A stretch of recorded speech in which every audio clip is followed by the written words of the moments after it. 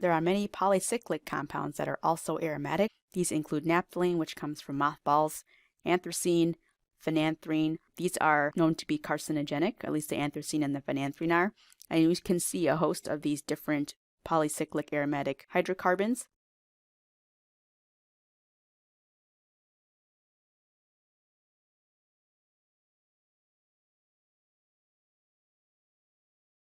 These are also called PAHs, and these come from wood burning, grills, ash, and nicotine, these types of things where carbon is being burnt. So these can cause DNA adducts. Several of these are known to be carcinogenic. There are several reactions that we can do at the benzylic position. So if you recall from a while ago, the benzylic position is on the carbon immediately next to the benzene ring.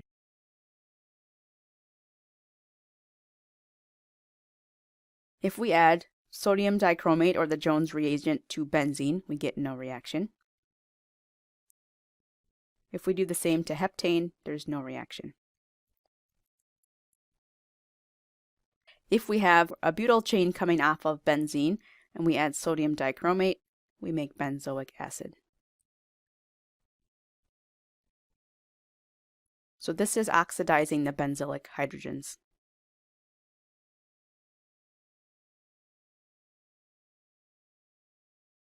So if there's H's here, which here there are 2, it's going to oxidize all of those. So it's going to lose hydrogens and also gain oxygen. And we're going to cleave everything off to the right of that. So we get benzoic acid. With tert-butylbenzene, there is no reaction. And that is because there are no benzylic hydrogens.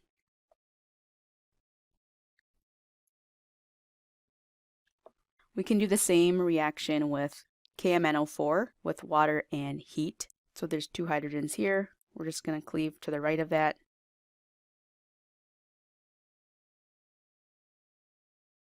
First we get the carboxylate. We have acid available to protonate it to make it benzoic acid. Benzylic positions have similar reactivity to allylic positions. If you recall from chapter 11, if you had an allylic compound that you reacted with NBS, that would brominate at the allylic position. We can also brominate at the benzylic position. So we get this Br here. Once you have a benzylic position that's substituted with the bromine atom, you can do a lot of different functional group transformations here. So one of them is an SN1 reaction with water.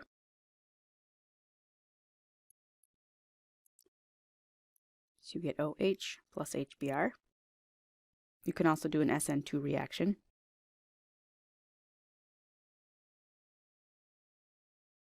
You get the benzyl alcohol. You can do eliminations.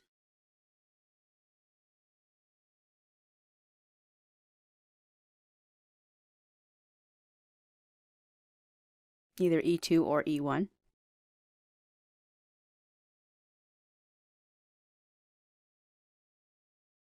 You can do this reaction because you'd have a benzylic carbocation forming, which is very stable. These are the reactions that you can do at the benzylic position.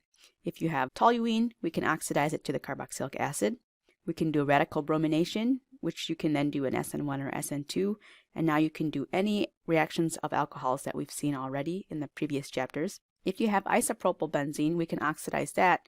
That's going to cut off everything again. You're still going to get benzoic acid. These 2 carbons get cleaved off. We just get this benzylic carbon and benzoic acid. You can do a radical bromination that you can take to an SN1 or SN2 and then do any reactions with alkenes or alcohols again there. Think about different reagents that you could use to do the following reactions. Here we're trying to add these benzenes at the benzylic position, so you can use NBS. And then here we're going to do an elimination to give the more substituted alkene, so I'll just use DBU here. And here the compound is getting oxidized to benzoic acid, so we can use excess KMNO4 with water and heat. The reason that this works is now this is extended aromatic ring into 2. This is the benzylic position there.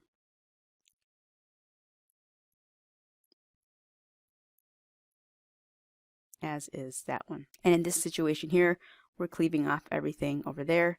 that makes this, we can use the Na2Cr2O7.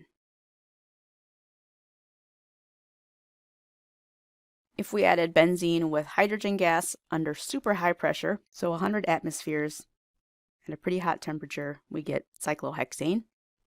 The delta H here is -208 kilojoules per mole. If you have styrene plus H2 with 2 atmospheres,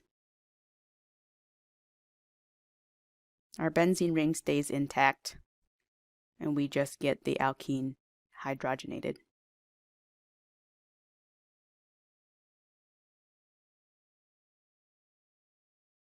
Under forceful conditions, you can get benzene to cyclohexane, so I don't really know why you would need to do that. And if you have a side chain off of here, we can selectively reduce that. One other reaction we can do is called a Birch reduction. This involves radical chemistry. And if you notice here, we go from benzene to cyclohexadiene. And the way this works is you have one radical electron that is created. This is going to attack here. One of these electrons will go on to there. One of these will go on to here. One of these goes here. And one goes here. So that double bond was left alone. So now I have an electron lone pair here. So that makes it a negative charge. This is a double bond that is formed here from this electron and this one. And then I have a radical here. So a single electron is transferred from the sodium radical to the aromatic ring, and now I have a radical anion.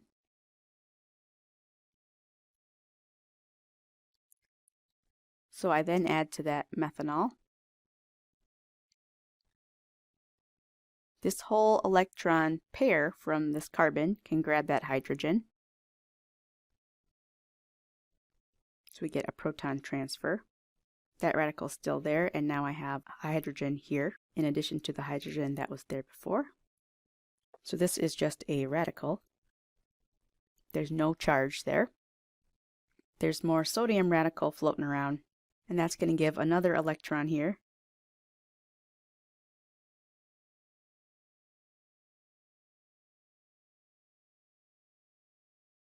Now I have just an anion and more methanol floating around. So we get a proton transfer.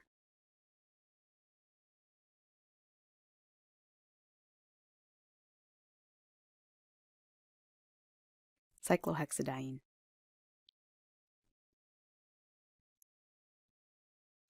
So if you need to make a cyclohexadiene, that is one way to do it from benzene. Sodium metal with methanol in ammonia will give you cyclohexadiene. And now we have 2 sp3 carbons. If you have an alkyl group on here or an electron donating,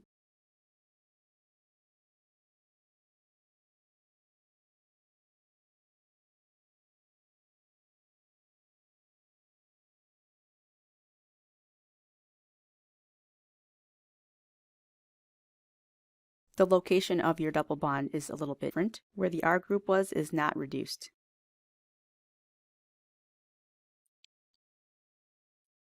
So having this alkyl group here provides regioselectivity.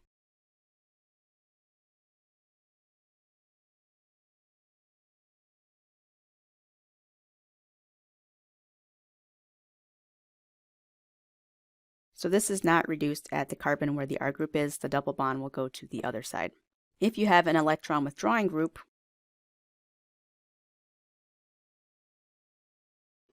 the double bond will not be on the carbon where the electron withdrawing group is.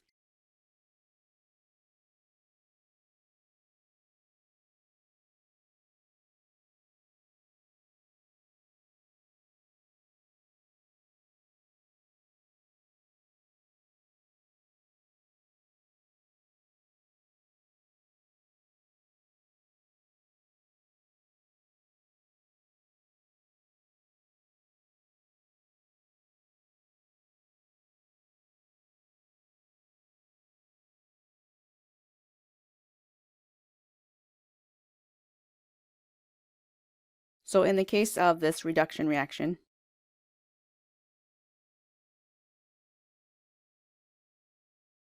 with an electron donating group, the double bond is going to sit where the electron donating group is. The other one will be opposite. For an electron withdrawing group, the double bond will avoid where that electron withdrawing group is. So those two have regioselectivity depending on the group that's on the ring.